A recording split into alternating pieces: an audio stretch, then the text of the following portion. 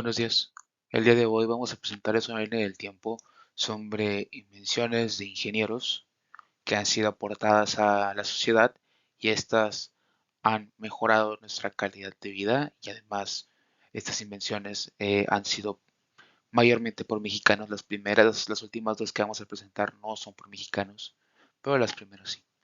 Queremos comenzar por la invención hecha en el siglo XVIII que son los flotadores. Podemos observar que al lado izquierdo hay un flotador de baño, pero realmente sí es de baño, pero son de los flotadores que se usan en los retretes. Después podemos observar del siglo XX, las siguientes van a ser del siglo XX, una invención hecha igualmente por un mexicano, que es la televisión a color en 1938. Después, en la década de los 40, se inventó la máquina de tortillas, un elemento de la comida diaria del mexicano es muy importante. En 1947, disculpe, se creó la máquina de tortilla. Después, en 1962, se creó el primer brazo robótico. Después, en 1964, se crearon las tridilosas, una invención más actualizada es la impresora 3D, hecha en 1983. Y por último,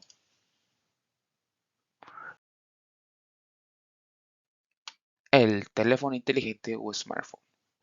Ahora voy a darle voz a mis compañeros para que expliquen cada una de ellas. Muchas gracias. Comenzaremos hablando de los flotadores de baño y también son utilizados en tinacos. Primero un poquito de historia.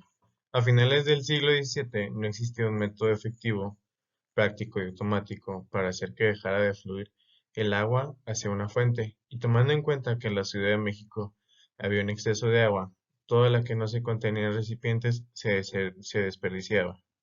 Ante este panorama, José Antonio de Alzate logró inventar un flotador u obturador automático que hoy está presente en excusados y tinacos. Pero ¿quién fue José Antonio Alzate? José Antonio Alzate y Ramírez fue un filósofo, pero no solamente eso, también se dedicó a otras áreas del conocimiento, así como fue teólogo, sacerdote, astrónomo, cartógrafo, geógrafo, historiador, naturalista, botánico y periodista. Nació en el Estado de México, en la localidad de Ozumba, el 21 de noviembre de 1737. José Antonio de Alzate fue tantas cosas porque él provenía de una familia, por así decirlo, que ya estaba acomodada dentro de la ciudad y tuvo oportunidad de estudiar varias cosas. Ahora, ¿cómo es que funciona el flotador?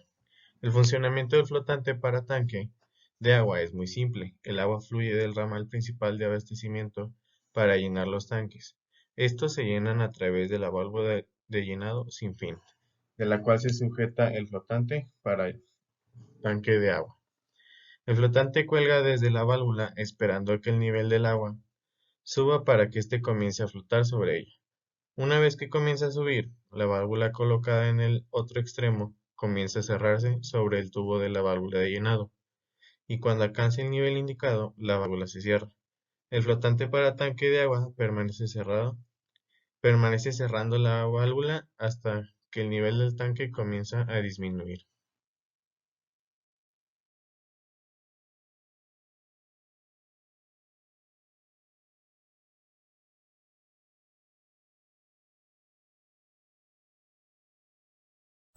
Bueno, buenas tardes, mi nombre es Juan Pablo Esquinca y a mí me toca dar la parte del tema de la televisión a color. Bueno, para comenzar con la televisión a color podemos darnos cuenta que el inventor de esto fue el ingeniero Guillermo González Camarena, el cual en 1939 produjo el sistema tricromático secuencial de campos, que es el primero de transmisión a color para la televisión.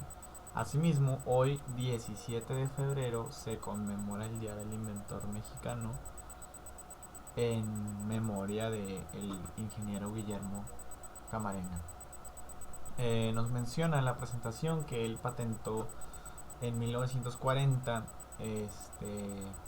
este invento. Asimismo, en Estados Unidos 2 años después también lo obtuvo. Y pues este se basa en colores básicos, rojo, verde y azul, mediante un disco con rayos catódicos. Muy bien. A partir también de este sistema, en diversos países se empezaron a hacer procedimientos un poquito más elaborados para que se pudiera mejorar lo que era la televisión. Después aquí tenemos un poco del funcionamiento. Pues en su forma más básica es una emisión de color que puede ser creada mediante la difusión de 3 imágenes en blanco y negro, una en cada uno de los 3 colores primarios, rojo, verde y azul. Por ello el nombre RGB, en sus siglas en inglés, Red, Green and Blue.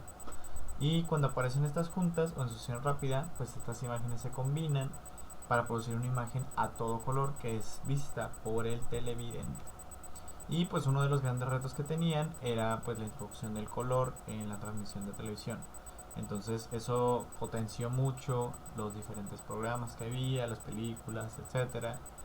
Y además de que pues no se utilizaba una cantidad excesiva de espectro radioeléctrico. Y bueno, ya también aquí tenemos que en 1963 fue cuando la televisión a color empieza a mandar su señal en México a través de un canal abierto, y se trataba de un canal comercial. Y pues la primera transmisión se realizó el 21 de enero del 63 en el canal 5 con el programa Paraíso Infantil, que era un programa para niños. Aquí hay una imagen de tal programa, de cuando se transmitió. Asimismo, pues en 1965 ya la televisión a color dejó de ser una novedad, ya todos estaban acostumbrados a eso. Y pues Guillermo González tristemente murió en un accidente automovilístico con apenas 48 años, pero dejando un legado que sigue siendo, pues que se siguen haciendo con el mismo principio las televisiones de actualmente. Y pues además de esto, su sistema, por muy sencillo y barato que fuera, fue el primer impulso que existió en la historia para que la televisión y el entretenimiento como lo conocemos hasta nuestros días fuera siquiera posible. Y pues esto fue básicamente lo que es la parte de la televisión a color, de los inventos que hemos estado presentando a lo largo de esta presentación. Muchas gracias.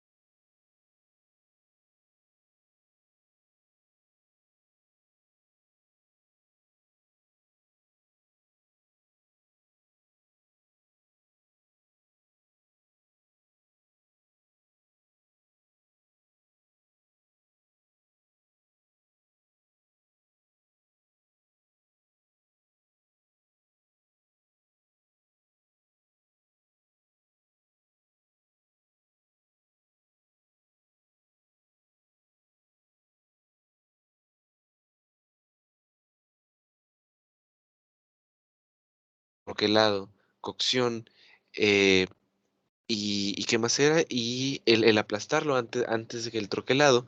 Entonces, justamente por esto, al ingeniero Celorio se le recuerda o se le denominó como el auténtico inventor de la tortilladora.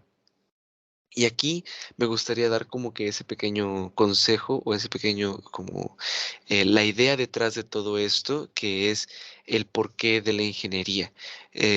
Así como hoy en día, como hace 150 años tal vez, la ingeniería ha sido la razón de resolver problemas y mejora constante. En este caso, sí. El ingeniero Celorio creó la tortilladora en el 47, perfecto, pero no se quedó ahí. No conforme con su invención, en el 59 implementó un sistema de tuberías. ¿Para qué? Para mejorar la conducción del gas, mejora, y para aprovechar mejor el calor. Tenemos dos cosas. No nada más los ingenieros resuelven problemas, también mejoran lo que ya existe y aprovechan la energía para intentar gastarla lo menos posible. En este caso vemos que se aprovecha mejor el calor. ¿Para qué? Para ahorrar, ya sea dinero, ya sea procesos, ya sea el simple hecho del gas. Eh, Después mejora. Tenemos en el 63 que resultó en una máquina dúplex. ¿Qué es lo que hacía? Producir más, producir, aquí dice 132 kilogramos de tortillas en una hora. Si hacemos más o menos la cuenta, podemos ver que nos llevamos por mucho las 16,000 tortillas que hacíamos con la primera máquina, que era la que nada más transportaba al comal. Vemos aquí que, de nuevo, eh, no nada más mejora, sino también aprovechamiento de recursos.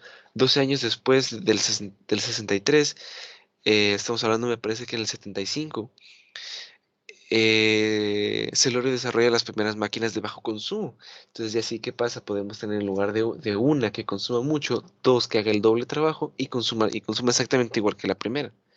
Consuma exactamente igual que la primera. Entonces, eso es optimización. Intentar darle la, la mayor cantidad de uso al proceso que estamos haciendo.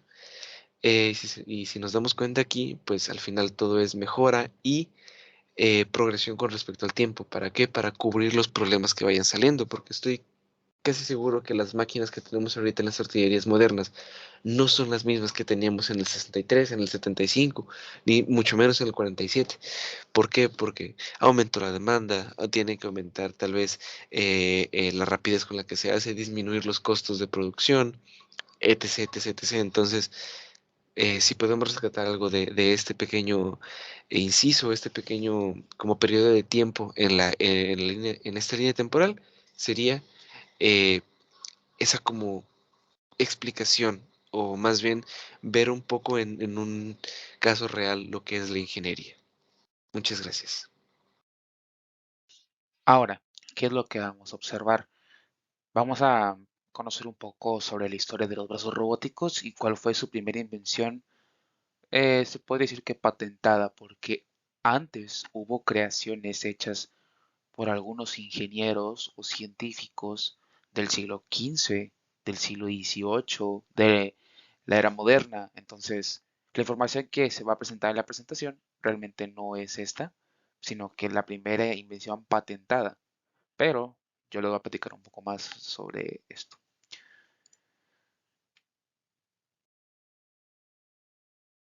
Básicamente lo que les voy a platicar antes de que conozcan la primer patente de un brazo robótico para el ámbito industrial es que Da Vinci fue realmente el primero en que pensó en un brazo robótico, ya que era una persona que pensaba en los automatismos, si bien se refiere esa palabra, a que el hombre tuviese máquinas que lo apoyasen en sus actividades.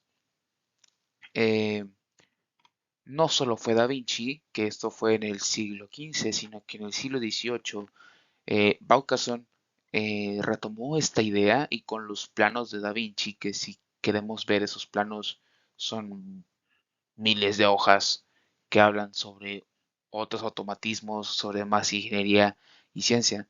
Bueno, el chiste es que Vaucanson creó un flautista que movía las articulaciones de sus brazos. No podía mover el codo, no podía mover el hombro ni los dedos, pero movía los brazos. Esto hay que pensar que es el siglo XVIII, no es lo que antes había.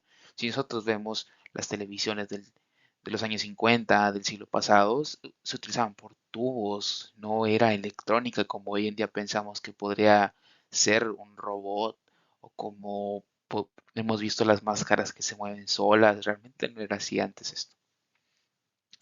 En el mismo siglo XVIII se creó una jugadora autómata de ajedrez que la denominaban Emperatriz María Teresa von Kempelens. Ya después, mucho tiempo después, Nicolás Tesla hizo un robot que era totalmente automatizado, que le llamó Electro. Era un mastodonte de 1,90 que se movía solo, pero hacía demasiado ruido. Pero es el primer robot. Ahora, un brazo robótico que se mueve como mi brazo, que tiene todos los ángulos de libertad posibles, que yo puedo mover esto, que yo puedo moverlo así. Esto realmente cuando sucede. Y eso es lo que vamos a leer.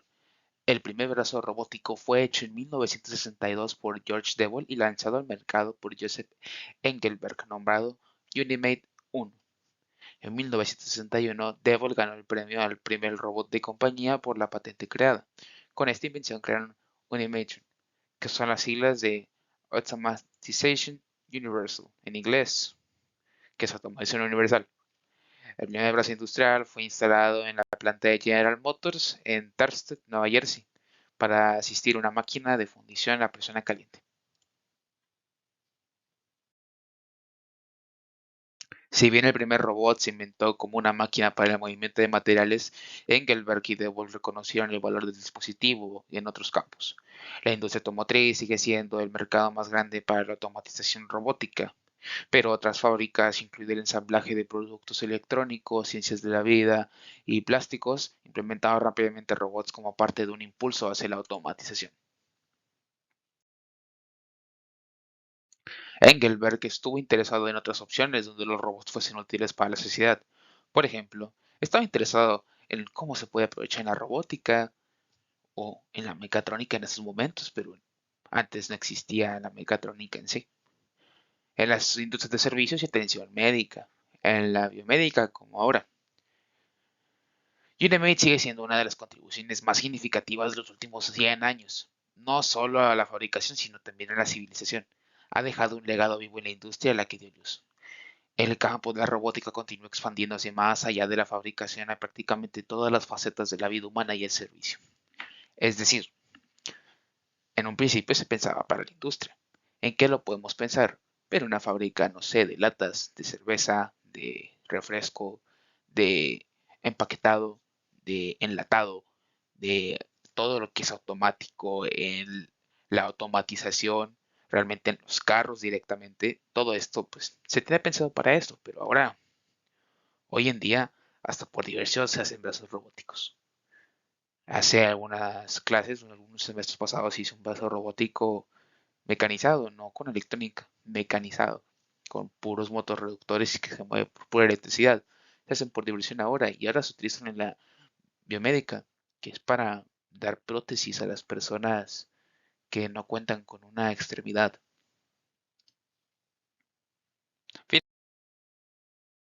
Finalmente vamos a ver la aplicación de brazos robóticos, como les dije, en la industria y en la medicina. En el campo industrial ayuda a las empresas a lograr nuevos niveles de productividad por medio de mayor eficacia y precisión, con mayor velocidad en varias aplicaciones. Y finalmente, en el campo medicinal, ayudan a mejorar la resistencia del paciente y los resultados, y aumenta la eficiencia de las operaciones. Mi nombre es Fernanda y ahora estaré hablando de lo que es la tridilosa. La tridilosa es una estructura de celosía tridimensional, compuesta por una red de triángulos equiláteros que son conectados por tubos de acero. La estructura se refuerza con barras de acero diagonales que se unen en los nodos, lo que le da a la estructura una mayor rigidez y estabilidad. Aquí, como podemos ver en la imagen, se ve que están como los nodos y aparte esta misma estructura ya puede ser tipo circular, puede darle diferente forma, además de que puede ser ya sea de acero o de concreto. Y bueno, la creación de la trilosa fue gracias al arquitecto Roberto Castillo en 1960. Las técnicas de construcción que antes se utilizaban eran principalmente estructuras ya sea de vigas, columnas y losas de concreto. Estas estructuras se construían utilizando muchas cantidades de material y al hacer muchas cantidades de material, por lo tanto también era mucho dinero. La ventaja que tiene este tipo de estructura no es solo que el costo es bajo, sino que es muy ligero. Entonces, por eso es una gran innovación. Y esta misma estructura, lo que es la trilosa, se hizo famosa en México, lo que viene siendo en la década de 1960 aproximadamente, porque el arquitecto Alberto Castillo lo utilizó para construir lo que es la ciudad deportiva Magdalena Mixhuca, que fue el principal estadio de los Juegos Olímpicos de México en 1968. Esto, gracias a esta construcción de lo que viene siendo la ciudad deportiva, no solamente se hizo famosa en México, sino que hizo que en muchas partes del mundo se empezara a conocer lo que es la trilosa. Y antes de que se hiciera esta estructura, muchas personas no creían que tuviera la resistencia suficiente. Es por eso que al hacer esto, esta estructura pues ya se empieza a hacer famosa, empieza a ganar confianza a este tipo de material, porque al final de cuentas las nuevas invenciones a veces dan desconfianza a lo nuevo a las personas y se quieren quedar con cosas del pasado, pero pues a veces la innovación y demás es mejor, y en este caso pues resultó ser así, ya que es más ligero, es menor el costo y además tiene una gran resistencia.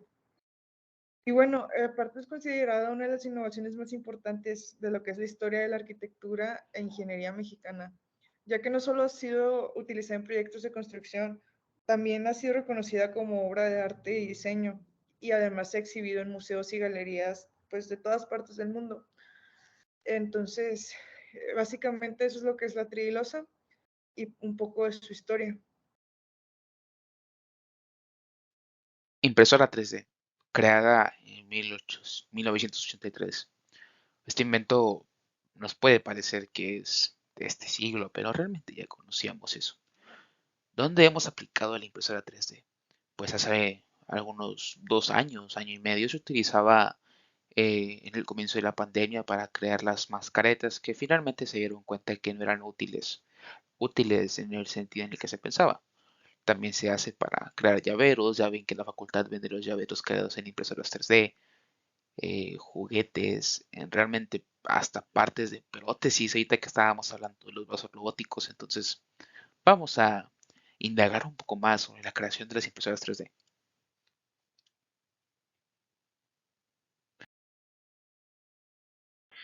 Historia de la impresora 3D. La historia de la impresora 3D se remonta a 1976, cuando se inventó la impresora de inyección de tinta. En 1984, algunas adaptaciones y avances sobre el concepto de la inyección de tinta transformaron la tecnología de impresión de tinta a innovaciones de materiales. En el año 1984, Charles Hull, el cofundador de 3D Systems, inventa la estereografía, un proceso de impresión que permite que un objeto 3D se crea a partir de datos digitales. Se utiliza para crear un modelo 3D a partir de una imagen y permite que los usuarios prueben un diseño antes de que éste se invierta en la fabricación del modelo definitivo. Es decir, se crea primero una prótesis, se crea un juguete, se crea un avance que este ya después se hace industrial.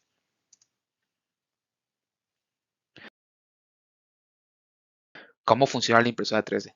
Las impresoras 3D funcionan como las impresoras de chorro de tinta, pero en vez de tinta, las impresoras 3D depositan el material deseado en una serie de capas sucesivas para crear un objeto procedente de una forma digital. Avances con las impresoras 3D. Fabricación de prototipos capa por capa, órganos de ingeniería en medicina, riñón 3D en funcionamiento, avances de prótesis y células en vasos sanguíneos.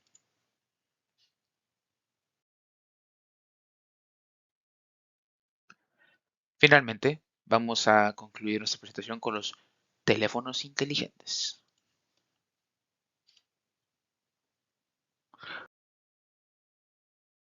Todo comienza en la década de 1990, cuando empresas como IBM, Ericsson y Nokia empezaron a experimentar con la idea de combinar teléfonos móviles con computadoras portátiles. Este dispositivo combina las funciones de un teléfono móvil con las de una computadora portátil, incluyendo una pantalla táctil, un teclado y una serie de aplicaciones como un calendario, una agenda de contactos y un correo electrónico. El IBM Simon fue un producto avanzado para su época, pero no tuvo un gran éxito comercial debido a un alto precio y a la limitada red de telefonía móvil de la época. Sin embargo, sentó las bases para el desarrollo posterior de los smartphones tal como los conocemos hoy en día. El smartphone ha evolucionado significativamente desde su creación en 1993 y ha experimentado una serie de mejoras y avances en su hardware, software y capacidades. Algunas de las formas en las que el smartphone ha evolucionado son pantallas más grandes, cámaras mejoradas, conectividad, procesadores más potentes, mayor capacidad de almacenamiento, mejoras en la batería y por último, nuevas tecnologías emergentes. Vamos a finalizar con esto. Aquí puse dos teléfonos y por último el teléfono que tengo en mi mano. No se puede ver, pero aquí está. ¿Cuáles son las diferencias de estos teléfonos? Y faltarían más. Podemos decir que un control de clima se parece a un teléfono de hace unos 15, 20 años. Estos teléfonos sí se llamaban smartphones, pero porque tenían esas capacidades de conectarse a internet y hacer otras cosas. Pero realmente un smartphone, ¿cuál es? El smartphone, el que te puede detectar los pulsos del corazón, los que te puede detectar los pasos, el celular que detecta tu huella digital, el celular que no solo funciona como un teléfono, sino que funciona como una cámara fotográfica profesional, como un micrófono profesional. Estos teléfonos que yo les puse aquí, un BlackBerry y un iPhone 6, no eran así. Este teléfono ya tiene estas funciones. Es así como ha avanzado la tecnología. Y eso es todo por nosotros. Esperamos que la prestación haya sido amena, correcta y que haya sido todo entendido. Gracias.